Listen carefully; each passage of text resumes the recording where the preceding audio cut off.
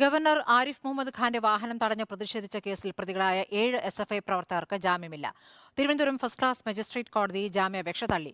Police ചുമത്തിയ കുറ്റങ്ങൾ പ്രഥമദൃഷ്ട്യാ നിലനിൽക്കുമെന്ന് കോടതി വ്യക്തമാക്കി. പ്രതിഷേധം തടയുന്നതിൽ പോലീസിനുണ്ടായ വീഴ്ച മനഃപൂർവ്വമല്ലെന്ന് ചൂണ്ടിക്കാട്ടി Thiruvananthapuram city police commissioner CH Nagaraju DGPക്ക് റിപ്പോർട്ട് നൽകി.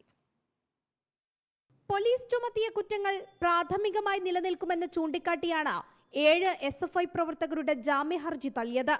പൊതുമുതൽ നശിപ്പിക്കൽ, IPC 124 ഉൾപ്പെടെയുള്ള ഗുരുതര വകുപ്പുകൾ പ്രഥമദൃഷ്ടിയാൽ നിലനിൽക്കുമെന്ന് കോടതി വ്യക്തമാക്കി. തിരുവനന്തപുരം ഫസ്റ്റ് ക്ലാസ് മജിസ്ട്രേറ്റ് കോടതിയാണ് ജാമ്യ ഹർജി തള്ളിയത്. നേരത്തെ ഗവർണറുടെ വാഹനം തടഞ്ഞ കേസിൽ 6 പ്രതികളെ കോടതി 2 ആഴ്ചത്തേക്ക് റിമാൻഡ് ചെയ്തിരുന്നു. കേസിൽ 6ാം പ്രതി അമൽ ഗഫൂറിന് പരീക്ഷ എഴുതുന്നതുമായി ബന്ധപ്പെട്ട ഇടക്കാല ജാമ്യം അനുവദിച്ചു. ഇതുൾപ്പെടെയുള്ള ജാമ്യ ഹർജിയാണ് കോടതി തള്ളിയത്.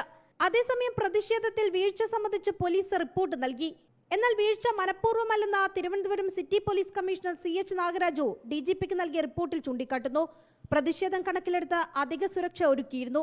പ്രതിഷേധക്കാർ തമ്പടിച്ചിരുന്ന സ്ഥലത്തുൾപ്പെടെ പോലീസിനെ വിന്യസിക്കുകയും ചെയ്തു. എന്നാൽ പാളയം ഭാഗത്ത് കടകളിൽ ഒളിച്ചിരുന്ന പ്രതിഷേധക്കാർ കുതിച്ചു ചാടിയത് അപ്രതീക്ഷിതമായിരുന്നു. ഗവർണറുടെ വാഹനത്തിൽ അടിക്കുന്ന തരത്തിലേക്ക് പ്രതിഷേധം മാറിയത് ഇങ്ങനെയാണെന്ന് റിപ്പോർട്ടിൽ പറയുന്നു.